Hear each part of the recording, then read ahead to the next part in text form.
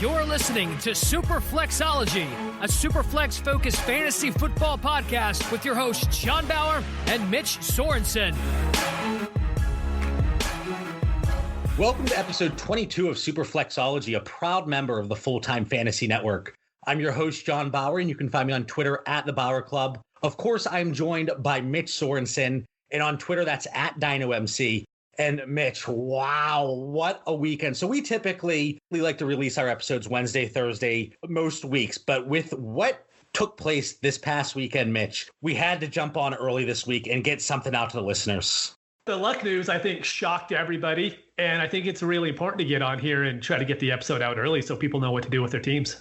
We jokingly talked about this 2 weeks ago, and I put the Clipcast clip out last night. I jokingly said, oh, watch, he's going to retire. And I said, but there's no way that's going to happen. And this is something that as soon as it happened, every single league chat in Twitter just absolutely blew up. I honestly think it was about a 15-minute stretch where I looked at the group chats and I had 200 messages. It's especially in Superflex, which obviously you and I are taking part in a lot as compared to a one quarterback league. This is a first round startup pick retiring.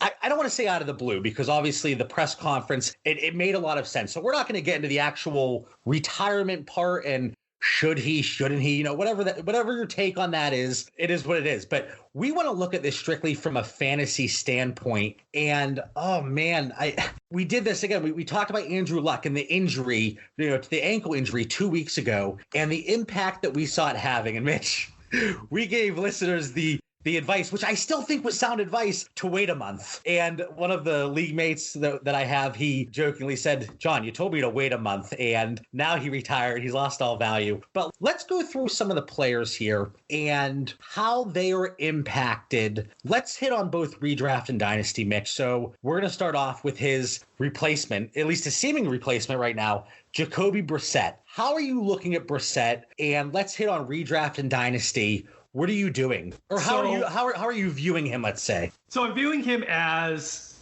a late QB2. I mean, he's going to fall between, I think you said in one of the group chats, between 20 and 25 as far as quarterback rankings at the end of the year. And I think that's more than accurate. I can't see him getting into the top 15, but he's not going to be ones in the bottom 5 because he does have that rushing upside. So I'm completely okay with him in redraft and dynasty. And I'm sure we're going to be talking about him every single week now when we start our sit and start podcasts, because he's going to be a play every single week on DraftKings and those sites as well. Right. I think you talked about his value, offline here. I think he's 4,400 on DraftKings right now. Yeah, that's it. And when it's that low, he only needs to get 13 or 14 points, and that's not hard for rushing QB to get there. And we'll hit on this on next week's episode. And oh my God, I'm so excited. And I know you are too. You were giddy before we started recording. These start sit episodes with Dan and Jordan, they are going to be an absolute blast. And as opposed to our weekly show where you and I, we're pretty cordial with each other, I have a feeling on those episodes, they're going to be unedited, raw, uncensored. But there might be points where you and I, we get into it a little bit, and I might have to tone it down and edit those parts out. But we'll see how it goes, just to spare the listeners the anger seeping through. Yeah, Jacoby Brissett, I'm happy with him, like you said, as my quarterback too. And in Dynasty, and I tweeted this out earlier today, I really think, let's say it's a 14 or 16 team Superflex league in Dynasty, he's potentially a league winner. And I say that because you got him, maybe in the quarterback 40 range, maybe a little lower. And he was a super late draft pick. And I really lucked out in a 20-team Superflex league where you have to start 2 tight ends. I essentially offered him straight up for Dawson Knox last week, and it was not accepted. If I would have looked back at that today and that were accepted, oh my God, that would have been crippling and very upsetting. And Mitch, you and I, we actually made a trade straight up in a league. I moved Aaron Rodgers for Andrew Luck. What was it, 4 days ago, 5 days ago? Yep, 4 days ago, man. Timing is everything. In real estate, they say location, location, location. In Dynasty, it's timing, timing, timing. And that one, I'm a little bitter, but I have to live with the decision I made. And luckily, as we discussed on past episodes, I am lucky enough to have more than 2 starting quarterbacks in that league. So I'm not crippled there. But yeah, Jacoby Brissett, the rushing upside, I think he really does. It raises his floor. I think he's giving you enough upside to be a league winner in those deeper leagues. Now, in a 12-team league, you're still probably not going to start him on a weekly basis if you played your cards right. Now, if you did have Andrew Luck as your quarterback one, and now you have to fill Jacoby Brissett in because you did handcuff Luck, he's probably somebody that you're going to have to play. Like you said, that 20 to 25 range, I think that's more than fair. Now, from a dynasty standpoint, are you buying him? Are you selling him? If you have him, I don't even know. I had a lot of him before this past year, but I must have just traded a lot of my shares away. I'm okay buying him.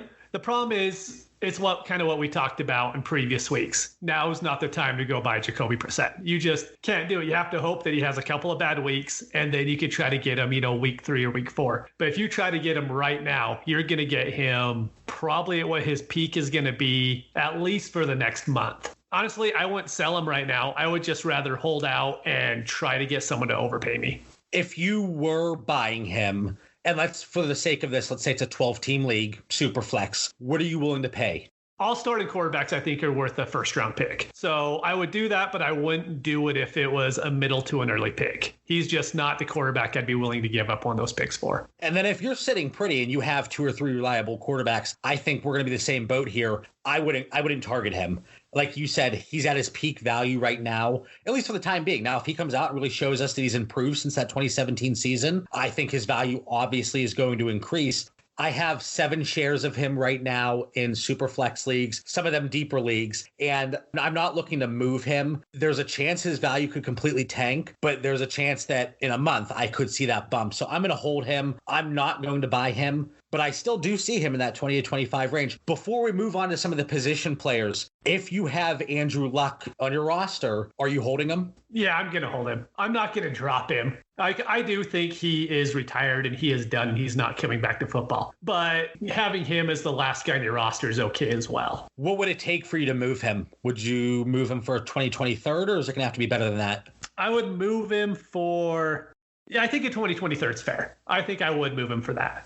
Okay. And for me, he's a strong hold for me. Now, if I could get a 2022nd in a 12-team league, yes, I'm going to move him. But otherwise, and I have had a lot of great discussions over the last few days. Obviously, one of the players is involving Andrew Luck. And do you hold him? Do you drop him? And a lot of people were saying, well, he's not coming back. And I completely agree. I think the press conference, it seemed like he had closure. So let's put 5% chance that Andrew Luck comes back in the future. And that, 2020, 2021, I will take that 5% chance and stash him on the bottom of my roster. And I don't see a reason to cut him, especially in a deeper league. Now, if you're in a 12-team league and it's a 20-person roster and there's people available on the waiver wire, sure, there's always a case-by-case basis where a case could be made. But for the most part, and I've been getting offers I actually got an offer of a 2023rd, and I turned that down. And it's going to have to be at least a 2022nd for me to move him. Otherwise, I'm going to hold. Now, I've thrown offers out 2023rd, 2024th to buy him. And a lot of people, it seems like if you own him, you're more willing to hold him. Whereas if you're a third party spectator,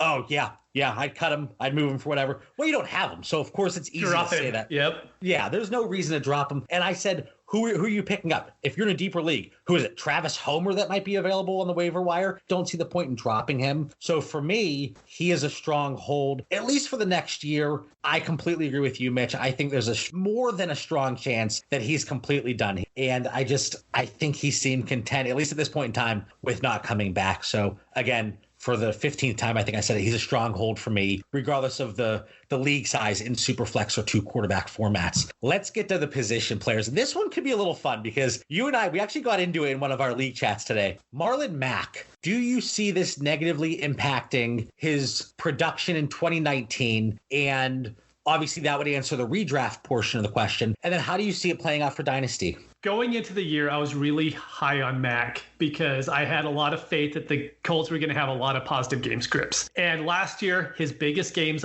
always came in the games to where they were ahead and he got a lot of the rushing yards, at the end of the game, kind of how a lot of running backs work. But the difference with him is he only averaged like 1.7 targets a game. If they get behind in a negative game script, they just take him out. And he would have to be on the field over the guy we're going to talk next, and Naheem Hines. And I don't think they're going to take Hines off in a bad game situation. So I kind of look at Marlon Mack and Sony Michel in the same book. But Sony Michel is on a very good offense and has a lot of touchdown equity, where Marlon Mack will hopefully at least be on an average offense, and the touchdowns just aren't going to be there. I know Michelle is going after Mack in ADP right now, and I would just much rather have a lot of guys that are being drafted right behind Mack than having Mack on my team at the moment. Now, we talk about the positive game script, and last year was absolutely true that Marlon Mack really benefited from those positive game scripts. But with their schedule and the teams in their division, yeah, Houston, they're a strong team, but they have their issues as well. And then you're getting games against Jacksonville and Tennessee. You don't think that there's even a chance with that improved defense and offensive line that Marlon Mack can still be at least where he was projected prior to this retirement?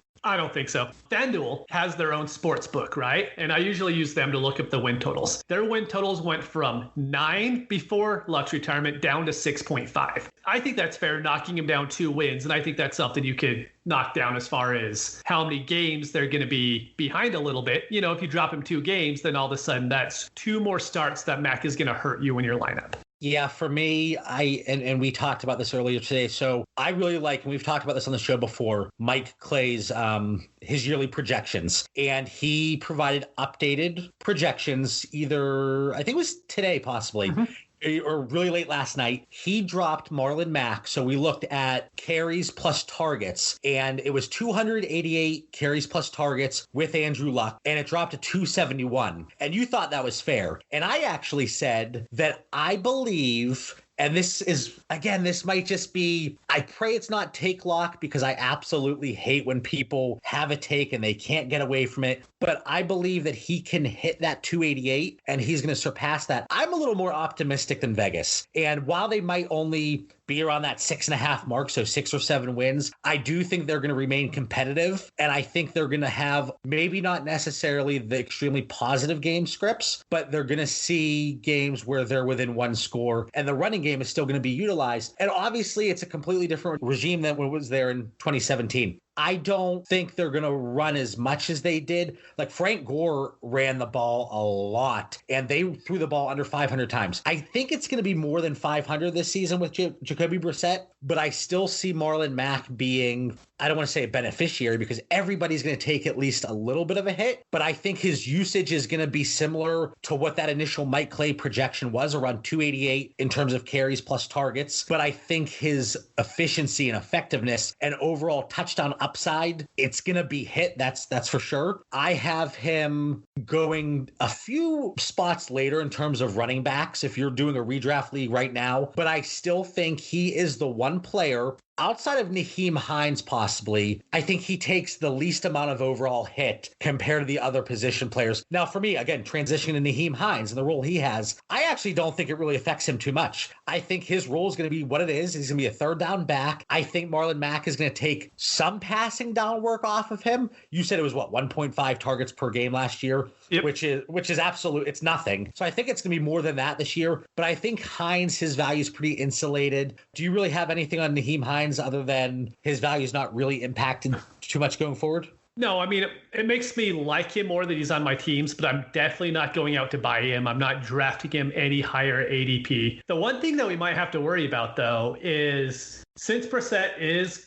he's not a running quarterback, but he can run. We know that running quarterbacks really don't pass to their running backs. We know that with Lamar Jackson. There's a lot of precedent for that in the league. And so maybe this ends up hurting Hines in the long run, but we just won't know until those games actually happen. Now, real quick before I move to the receivers, back to Marlon Mack. You're not buying him in Dynasty, I'm assuming. I'm not. No. If you have him, are you selling him? And a lot of people, they share your sentiment that he is negatively impacted to a very large degree here. Would you hold him at this point? Yeah, I wouldn't sell him at a discount. I'd be willing, those are one of the guys that I would just be stubborn on. I don't like selling players at a discount just because of whatever news happened. So I'd be more than likely just to hold him at that point.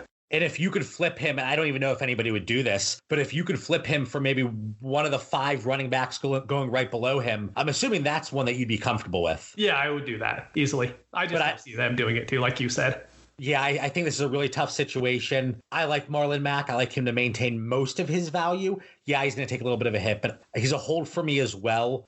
So if I have him, he's a hold. I'm not selling him. I'm going to test the water. So I'm going to have some late nights coming up here with the birth of my son, which I'm absolutely thrilled about. And anybody that follows me on Twitter, I'm sure you're not shocked to know that I was going to plug that at some point here. And I posted some pictures and I said, I don't want to be that guy that's, going to be annoying by posting pictures, but I just don't care. And I had to plug on the show, but my wife and I, absolutely thrilled. Everybody's doing well. And a lot of people, they reached out. So I'm very appreciative for that. But going back to football here, sorry for the shameless plug. As you know, Mitch, I'm not shy when it comes to shameless plugs. Marlon Mack. So I have some late nights coming up here. I might throw some feelers out and see if I can buy him at a discount. And it's funny because the perceived values, they fluctuate so much. And Marlon Mack, he was kind of lower on the totem pole with running backs because of dynasty, people thinking he was going to be replaced in 2020. Then it seemed like the Colts were going to commit to him. And then it seemed like, oh, he could really be involved on third down. His value skyrocketed compared to where it was. And a lot of people, myself included, I had him as a back-end running back one. Now, yeah, that's going to be adjusted a little bit, but I might go venture out and see if I can buy him maybe 20 seconds. And I don't think anybody's going to do that. Like you said, he's a hold for you. If I approached you with 20 seconds, I'm assuming you would say that I'm crazy. I would say you're crazy. Yeah. So maybe a 20 second and a 2021 first if you're rebuilding and I'm a contender. I would accept that if I was rebuilding. Yeah. Okay, so maybe, and everybody knows that I'm not one to really hold on to these picks. Like I said, they burn a hole in my pocket. But if I have a few picks laying around, I might venture out and make that offer. Let's go to the wide receivers. These are the guys, wide receivers and tight ends. These are the guys that besides Jacoby Brissett, I think are impacted the most. And we talked about this with Bob Lung on the consistency episode. T.Y. Hilton was actually a little more consistent than we might have given him credit for. Then you rewind to 2017. T.Y. Hilton, what are you doing with him? You have him. You are a win now team. Are you holding him or are you looking to move him? On Hilton, I'm definitely going to hold him just because he had 16.5% of the total targets of the Colts last year. And he only played in 14 games, so it was only 120 targets. He's still going to be targeted. I think if I'm remembering right, he averaged right under 7 targets a game with Brissett, 2 years ago. And I think it's going to go up because they have a better offensive line now and they play a lot faster. Last year, they were the fastest team in pace of play. And I don't think they're going to be the fastest team again, but I think they could still be pretty fast. And so he's definitely not a sell because he's someone that I'm not selling at a discount. He's still their number one guy. And we know Brissett is hooked up with him in the past. And I think having those things all combined together, I don't mind buying Hilton at this point. What would you pay for him in terms of draft picks? 2021st. I'd still do that. If it was a late one, because obviously I'd be pushing, he's an older wide receiver. So if it's I think it's 107 or later, yeah, I'd pay a first for him. And then, so you're holding him if you have him, you're buying him if you don't. And I want to hit on something real quick. And this is kind of a tangent. And I was venting to you off the air here. We talk about players all the time, and we're going to be doing it throughout the rest of this episode. Who's a buy? Who's a sell? Who's a hold? I think people look at this differently from person to person, and it almost gets to a point where it's a battle of semantics. And it's like every player to an extent is a sell. There's always going to be that tipping point where there is a value that you're going to say, okay, I'm comfortable selling. So when we say a player is a hold, we are saying that for their current market value, we're not selling that player. There are always situations where you can sell a player for more than their current market value. That is the tipping point. That is where they are now a sell. The player that actually, we're going to get to him later. So I don't want to give any spoilers here. There's always a tipping point. So when we're going through these and we say a player's a hold and you say, oh, well, I sold them for this, so they're a sell, or I saw them go for this, so they're a sell. Again, it's always a tipping point. So I just kind of wanted to get that out there because I'm sure we're going to get people that reach out to us and say, well, this player, they're not actually a sell, they're a buy or they're a hold or whatever. From our perspective and the values that we place on them and what we would be doing with their current market value. So I just wanted to get that out of the way, Mitch. You're good. So I actually have a question for you. I have the same issues on buys because I see people being touted as buys and I don't think they really are. So I wonder if you agree with this one. So I've heard Kerryon Johnson being brought up as a buy right now, and he's being drafted as RB15 in ADP. But I don't think anybody is selling him anywhere close to that. You're going to have to pay top 10 value in order to get Kerryon. So I don't even think he's really a buy at that point because you're just paying straight up market value. So you're not really gaining anything by buying him. I completely agree with that, actually. So I think if you talk about a buy in terms of his ADP and you're in a startup, yeah, he's a buy. But like you said, if you already have him on your roster, and it's going to be the same with Marlon Mack, and it's going to be the same with T.Y. Hilton, I'm not moving them at their current perceived value. And for me, that's what makes them a hold. Same with Kerryon Johnson. If you offer me running back 15 value, I'm going to hold. I can't see him being a buy if the current owner isn't going to move him at that lower perceived value. And you could get into full conversations and arguments, and we could do full episodes on 3 different opinions on one player. And I'm sure at times you might say he's a buy, I might say he's a sell. And if we had a third person, he'd say he's a hold. And yeah, Kerryon. I think he's absolutely a hold. If I could buy him at that lower value, yeah, but people aren't selling for that. We talked about T.Y. Hilton here. Let's get back to Andrew Luck and the impact he has on this team. Secondary wide receivers, I think Funchess and Campbell take a huge hit. I completely agree. I don't want anybody else on that team besides Hilton. And like I said, I mean, I'd be okay with having Mack and Brissett and Hines, but I don't want any other skill positions on that team. So Funchess, Campbell, they take a huge hit. Then neither really was climbing in value, again, whether it's real or perceived throughout this offseason, whether it's due to injury or just situation. And then the tight ends, Jack Doyle and Eric Ebron, we were kind of low on them before, and they're knocked down even further than they were for me. And I want to, we see the victory laps in the offseason. This is a victory lap that now I can't take because I thought Eric Ebron was going to fail compared to where he was going. But now when he does, the truth is going to say, well, Jacoby Brissett was the quarterback, and that's the reason. Begrudgingly, I can't take that victory lap, even though I would have liked to have. But watch, Eric Ebron will come out and have a top 5 season with Jacoby Brissett, and then people can mock us and spare us no mercy. Yeah, are you Eric Ebron, Jack Doyle? No. Just, I mean, if I have them, they're not going to be guys that I get rid of, but I'm not going to go out and buy them, that's for sure. Yeah, these guys that they take the negative perceived value hit, they're holds. They're guys, unless you think they're going to go further and further down. But right now, I'm getting offers of like a 2020 second for T.Y. Hilton. There's no way I'm making that move. And if I did have any Jack Doyle or Eric Ebron, you can't sell them for the hit that they're taking right now. So there's a lot of dynasty and redraft implications with Andrew Luck retiring seemingly out of nowhere. It's going to be very interesting to see how this plays out. But Brissett, Mitch, you have him as a buy, given the right situation, 12-team league. If you're okay, you're okay not having him. I'm not selling Brissett. I'm not buying Brissett because people are going to want more than I think that I'm willing to move. Marlon Mack, I think he's actually a buy right now. If I don't have him, if I have him, he's a hold. Naheem Hines, I'm not doing anything with him, Hilton, or any of the other skill position players. If I don't have them, I'm not buying them. If I have them, I'm holding him. Or holding them. So moving on, and this is another big piece of news and a recent development that really got overshadowed by the Andrew Luck retirement. And it's kind of fitting because no matter what Lamar Miller does, he's always overshadowed by people, and people always kind of put him on the back burner. Nobody wants to give him credit. Even his torn ACL was it confirmed yet? It was confirmed today. Yeah. Okay. I haven't been on social media, and I probably still more than you, but to my normal standard, I haven't been on as much. But so it has been confirmed.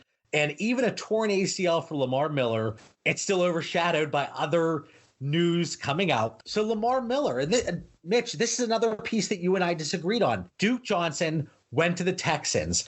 I instantly thought there was an actual value bump and a perceived value bump, and you weren't really buying it. So now at this point, from a dynasty or redraft perspective, how does this impact Duke Johnson? It has to help him. Right now, he's the only guy they have. I think we both believe they're going to bring someone else in. But real quick, I just want to say it sucks for Miller, dude. Like you said, he's always been the guy that's forgotten. In every draft he goes in, puts in an RB2 season every single year. No one talks about him. And then going into next year, he has a torn ACL, so he's going to have all that rehab. He's a free agent next year. He turns 29.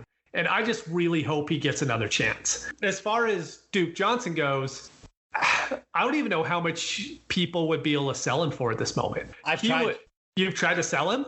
I've tried, and people have actually reached out because I say Duke Johnson's on the block, and people have reached out. So instantly in my mind, okay, this is somebody that's willing to pay this bump in perceived value. They're still trying to pay the prices if Lamar Miller is healthy. I agree with you.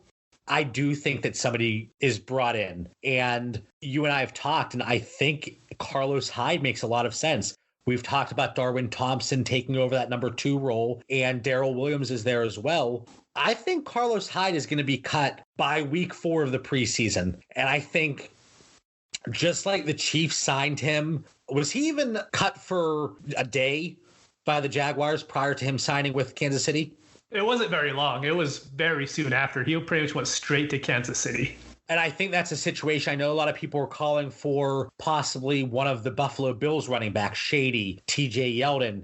And then some people are talking about somebody coming from Philadelphia. But I think Carlos Hyde makes a lot of sense. People see him kind of as a plotter. And I think that's what Lamar Miller was seen as. So I'm not saying he's an improvement or whatever, however you want to look at it. But I think it's another body to have, another veteran to have in their running back room. And I am trying to sell Duke Johnson right now. But I want to get in return that perceived value bump. And like I said, I'm trying to sell him right now. It's tough. But I agree with you. I think they bring somebody else in. Redraft, I'm not taking him where I think he's going to be going, at least in the next, few days. Now, when they bring somebody else, that's going to take a little bump if you have a really late redraft draft. But Dynasty, yeah, I want to sell him, man. I want to sell him very quickly. I've let it soak in. I've let it really marinate. And I want people to pay that and be willing to pay that perceived value bump, because I don't want to sell him as if there's another running back there. You're not buying him? I would be willing to buy him, but how much are you, just say in 2020 picks, what are you looking for? Or even if there's a running back, what running back tier are you looking to get back? Would you pay a 2020 first if you're contending? I'd be willing to take that gamble. Yeah, I would. Oh, man, then we might have to, we're going to look at some lineups here afterwards and see what we can do. I have not been able to get a 2020 first. I've tried. I've not been able to. And in terms of other running backs, I've tried to make the sell to a Damian Williams owner. And again, I don't like to get into the salesman game in terms of when I make trades. But I said, Damian Williams, he is seen as that 1 year stopgap. And Duke Johnson, what is he, 25 years old? Solid metrics. I know people like his burst, and I know he had great college production, obviously a few years out of college, but they moved what could be a 3rd-round pick for him. So that's what I'm trying to sell him as, somebody that could be their running back moving forward. And with him really being the only running back there, I would move him for a Damian Williams, but Damian Williams owners aren't doing that either. So it's tough. I think this is a guy where it's going to be tough to sell him for his perceived value at this point in time, but I'm sure as hell going to try. We've talked about him really being the only running back there. Do you see any realistic possibility that Karan Higdon or Demaria Crockett could have any short-term value? Or if you had them, is this just kind of a deep dynasty stash? I mean, I'm going to go look on my waiver wires this week and see if they're there, and I'll pick them up. And if they're not, I'm just not going to even think about them again until, week 5 of the season if they happen to do something. I think that's really fair. I think, I'm not going out and buying them. I picked up Higdon in a 16-team league a month ago, 2 months ago, just as it was 16 teams, really deep dynasty stash. I picked him up off of waivers for some fab, and I actually was able to move him today for a 2021 3rd. So I was really happy with that return. And if we didn't think that somebody else was going to be brought in, sure, I think he's a really great hold, but I would rather move him even for a 3rd, somebody that I picked up off of waivers right now before they bring somebody else in. I don't think there's anything there. Obviously, to talk about them in redraft seems crazy to me. I think it is crazy. But for a realistic expectation in Dynasty, hold them if you have them, if it's a deeper league. But if you can move them, I would try to see if there's anybody that really likes to stash those sleepers. See if you can get a 2020 3rd, 2021 3rd, hell, even a 4th maybe. Because like you said, Mitch, they're probably somebody that's under waiver wire. This next one is a little different. So Jimmy Garoppolo, and we've talked about how quickly dynasty values can change based on a short-term outcome. He was dead to rights after week 2. So at practice, we heard about the 5 interceptions in a row. And we heard about what? He was like 1 for 5, I think, in week 2 in the preseason. It wasn't an overreaction, or was it? Because he really did bounce back in week 3 against, not so stellar Kansas City Chiefs defense. But I think he was 14 of 20, put up a touchdown, looked like an NFL quarterback again. Do you think there was an overreaction from the dynasty community after week 2? And with what we saw in week 3, has anything changed for you? Are you buying, selling, holding? What are you doing if you have him, if you don't have him? Let the listeners know, Mitch. So it was funny because this is what always happens on Monday Night Football. If a player takes off, his value is going to shoot up. If he sucks, it's going to drop off. You have it on the Monday Night Football, the Thursday night, and the Sunday night games because everybody's watching those and there's the instant reaction on Twitter. So we had that horrible game week 2 and everyone's talking about it. I was even in the group chats being like, hey, the 49ers can cut him next year and it's only $1.4 million against the dead cap. And, everybody, I even heard today someone called him trash in one of my group me's. And it's like, but if you just wait a week, he was fine. And that was week 2 was his first game time since his ACL surgery. So that's the nice thing about having these preseason games is the guys are actually able to get reps, get over whatever they have to get over and be ready for the regular season. But if I have him, I'm keeping him, and I'm actually willing to buy him because I really like Shanahan. I really like the pieces they have in that offense. I know, Kittle's a beast. I really like Tevin Coleman there. Everyone's down on Pettis, but I still really like Pettis. And if I could buy him, I'm more than happy to. I'm definitely not selling at this point because you don't really ever sell quarterbacks too much in the Superflex leagues. People want to dump him and they're worried. I think now is it's a good time to buy, even though we saw that little uptick in week 3. So yeah, week to week, their dynasty values really change. I did actually move him this week. So it's funny. I say, I would try to buy him. But the one league that I moved him, it was a big trade, and it involved me getting Dak Prescott in a 16-team Superflex league. And I like that move for my team. But yeah, I think if I'm able to buy him for a lesser quarterback and maybe future lower draft pick, I'm going to try to buy and see if anybody's willing to sell. This next one, we've touched on him before, and we talked about him as being a guy that's going to negatively regress, but a better situation. And his situation looks to be getting better and better every single day. DK Metcalf, he had the knee surgery. Mm-hmm. And this guy must be a cyborg because they think he's going to be back very, very quickly. David Moore, shoulder issues, and they think this could be a little bit longer term, and he could miss multiple weeks. So, Mitch, Tyler Lockett, with these changes going around him, are you buying or selling him in Dynasty? I am buying him everywhere I can. I even sent you out an offer, but it didn't work out very well. But I tried. Now, we talked about this. So you're buying him, which is fine. But do you not think owners now are giving him that perceived value bump? I do. And I'm actually willing probably to play that value bump as well. So the huge thing with him is he only had 71 targets last year. And that's something that, JJ brought up on the podcast a few weeks ago from the late round QB is we all kind of think of him having this monster year last year. He had him as far as touchdowns go, but not really as far as the receptions at all. He only had a 17% target share last year with those 71 targets. I think it's more than fair because their second wide receiver is Jerron Brown. And there's nobody else besides maybe Will Dissly there to catch balls. I could easily see Tyler Lockett getting what Doug Baldwin got, getting over, the 100 to 115 targets and smashing what his ADP is. And so I'm willing to buy him for probably even more than what people are expecting to sell him for at this point. Yeah, I have him on the trade block anywhere I have him, hoping that people will pay that perceived value bump. And should this really impact his dynasty value? No, I don't think it should. If you liked him before, I think you should like him now. If you weren't buying him before, I don't think you should be looking to buy him. But yeah, his value shouldn't change. We look at these short-term outcomes, DK Metcalf, David Moore. One thing that I think could be interesting, and I'm not sure about it because he runs out of the slot a good amount himself, but Kenny Stills looks to be on the block with the Miami Dolphins. And listeners, Mitch just kind of made a face saying blah. But yeah, he's not great, but it's just another body out there. But again, he runs out of the slot a good amount. It was 35 to 40% in 2018. It was actually higher in 2017. So I don't know if that's a perfect fit. I think he's interesting in a place like Green Bay, possibly. But we're getting sidetracked here. Just to kind of recap that, Mitch, you're buying, you're willing to pay a little bit of that perceived value bump. I am selling. But again, we talked about it before.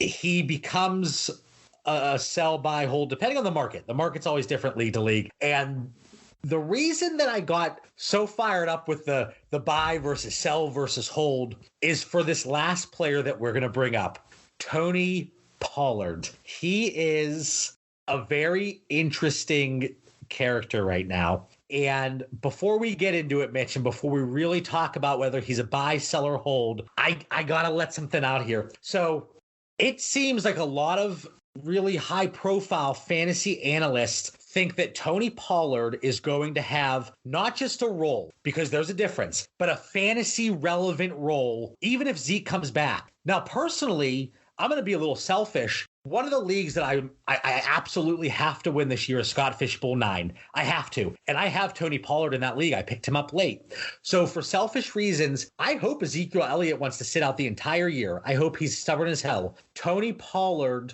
is a great value if Zeke does not come back. And I think he has top 18 upside if Zeke doesn't come back. And somebody would say top 12 upside in that offense. Great offensive line, a team that wants to run the ball. But if Ezekiel Elliott comes back and he is there beginning week 1, I do not see a way that Tony Pollard is going to be fantasy relevant on a weekly basis. And people want to compare him to Alvin Kamara, and they want to compare it to the Ingram Kamara situation. How are you comparing Ezekiel Elliott to Mark Ingram? And Mitch, you know, I love Mark Ingram. Redraft, Dynasty. I'm a huge Mark Ingram supporter, but we look at 2017 and 2018, and you want to say that Tony Pollard is going to be the Alvin Kamara to Zeke's Mark Ingram? Come on. And again, I say that with a monsoon of respect, even though it probably doesn't sound very respectful to the people that think that, but I don't see a way. In 2017, Alvin Kamara was running back 4 in terms of PPR average. Mark Ingram was running back 8. Ingram had 301 carries plus targets. Kamara had 220 carries plus targets. That is 42% of the opportunity between those two that Kamara had. Do you think in this situation that if Zeke is paid to be the top running back, the highest paid running back, because he is not settling for running back 2 money. He's made that very clear. He wants to be the highest paid running back in the league. So do you think if Jerry Jones cuts that check, he takes out his checkbook, he pays the man his money, but do you think there's any way he's going to concede 42% of the running back opportunities to Tony Pollard? No way. So let's be generous here. Let's say that Ezekiel Elliott sees 70% of the carries plus targets. And that's pretty crazy because last year, playing only 15 games, he saw 83% of the total opportunities. So we're bumping him down to 70% while he's playing 16 games. Again, assuming 16 games. That's about 21 carries plus targets per game. If we expect them to use their running backs the same way they did last year, that leaves about 9 carries plus targets on a per game basis that go to other running backs. Let's say Tony Pollard gets 7 of them, okay? So that leaves 2 for, whoever, Alfred Morris. Let's say he gets 2 carries or Mike Weber or whoever it may be. So he's going to get 7 opportunities per game, carries plus targets. We're going back to Alvin Kamara because everybody wants to say Tony Pollard is the second coming of Alvin Kamara. I don't know. That seems crazy to me. But let's look at his 2017 season. 1.43 fantasy points per carry plus target. So per opportunity, 1.43 fantasy points. That is super efficient. That came down to 1.18 per opportunity in 2018. Again, let's be generous. Let's split the difference. 1.3 fantasy points per opportunity PPR. Let's say Pollard, he's hyper efficient.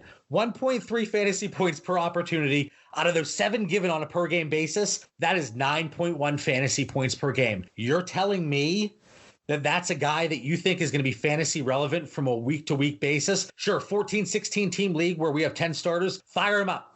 But that would have been right around running back 45 last year. I don't know, Mitch. Is that somebody that you want in your starting lineup? Is that somebody that's fantasy relevant on a week-to-week basis? I got into a discussion with somebody, and they said with Ezekiel Elliott back in the lineup, he would get between 12 and 15 fantasy points per game. That would have been running back 13 to running back 28 last year. I don't know. I don't see a world where Ezekiel Elliott doesn't get at least 70% of the total running back opportunities. Sure, Todd Gurley, he's a great example. You pay a guy, maybe you want to not ease him into things, but kind of rest him a little bit. Don't run him into the ground. Do we think the Dallas Cowboys are smart enough to do that? No. So I think 70% of the touches and opportunities is really generous. This is just kind of a rant that I had to have. I had to get off my chest because we tweet about stuff and we talk about it in group me chats. And I feel like our points don't get across and people want to see what they want to see and read what they want to read. Does Tony Pollard have a role on this offense if Ezekiel Elliott comes back? Yes, there is a role. And I think a lot of people agree with that. Is it fantasy relevant from a week-to-week basis? No. And I will absolutely die on that hill. So if you want to say that Tony Pollard is somebody you're comfortable with, even with an Ezekiel Elliott reporting back for week 1, by all means, go ahead, do it. But I think you are dead wrong. So Mitch, now that I can finally take a breath, Tony Pollard, are you buying or selling him in Dynasty? Dude, Tony Pollard is as relevant as Cameron Artis-Payne is for the Panthers. That's who he is. I love how everybody is being touted as the next Kamara. First, it was Duke Johnson going to Houston. Oh, he's going to be the next Kamara now. Darrell Henderson, the next Kamara. You watch Darrell Henderson play, doesn't look like the next Kamara. Alvin Kamara is really good because he's really good at football, and he landed in the best offense for running backs in the league. The Cowboys aren't even close. Nobody is close to the Saints besides maybe the Patriots as far as how they use their running backs. And I almost made it through a full show without interrupting you, but I'm just so fired up here. And maybe it's the lack of sleep on my end, but we don't see many teams like the Saints that can utilize 2 running backs. And how often do we see 2 top 24 running backs in that system? A lot. Are the Cowboys, even with Kellen Moore at the helm as the offensive coordinator, can we expect them to not use Zeke? If you talk to anybody and you say Zeke is now the highest paid running back in the league and he doesn't have the injury history that Todd Gurley has, they're going to run him into the ground. They're going to use him because he gives them the best opportunity. I don't know. So again, I interrupted you and I apologize, but are you buying or selling him? I'm definitely not buying him because I think Zeke's coming back. I'm very confident that I think Zeke isn't going to miss a game.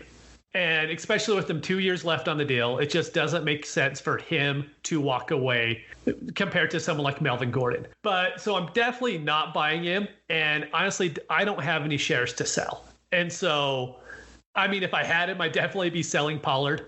But I just don't have any to sell right now, too. So it's really easy for me to say sell him for a 2022nd. But at the same time, I don't have him. So, it's easy for me to say that.